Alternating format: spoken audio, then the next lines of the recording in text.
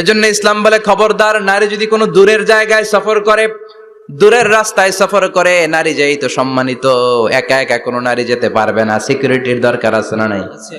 বডিগার্ডের দরকার আছে না নাই? কেউ যখন বাংলার জমিন থেকে মক্কায় উমরা করতে যায়, মাহরাম পুরুষ না থাকলে তারে ভিসা দেয়, কারণ সম্মানিতা, বডিগার্ড লাগবে। জানেন এটা? মাহরাম পুরুষ যদি না থাকে, এই মাহরাম হচ্ছে বডিগার্ড। মাহরাম পুরুষ না থাকলে উমরার ভিসা হয় না, হজের ভিসা হয় না, কারণ লম্বা সফর, আর যে সফর করবে সে সম্মানিতা। সম্মানিতা নারীর জন্য সিকিউরিটির দরকার আছে না নাই? বডিগার্ড লাগবে কি লাগবে না?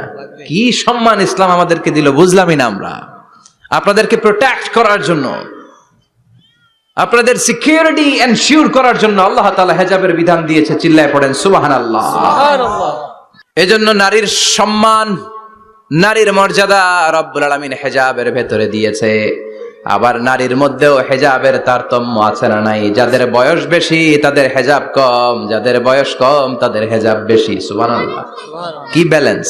কিন্তু রাস্তায় দেখবেন নানির হাতে হাত মোজা, নানি নাতনি, নানির হাত মোজা আছে, পা মোজা আছে, গায়ে বোরকা আছে দুইটা, সাথে ষোড়শী অষ্টাদশী তরুণী তন্নি যুবতী নাতনিটার বুকের মধ্যে কাপড় নাই, গলায় আছে ওড়না, আছে না নাই?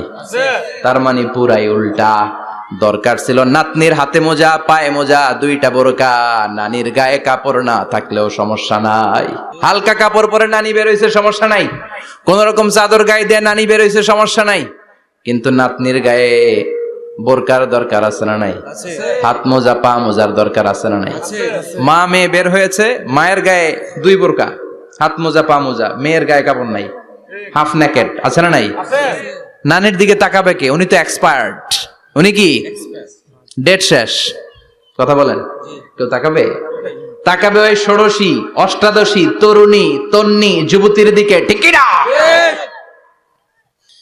এজন্য ইসলাম বলে খবরদার, হেজাব ছাড়া বের হওয়া যাবে না, নেকাব ছাড়া বের হওয়া যাবে না। বিশ্বনবী বললেন, মা তারাকতু মিন বাদি আদাররা আলার রিজালি মিনান নিসা, আমি চলে যাব কিন্তু আমার পরে আমার পুরুষ উম্মতদের জন্য নারীর চাইতে বড় কোনো ফিতনা আমি রেখে যাই নাই।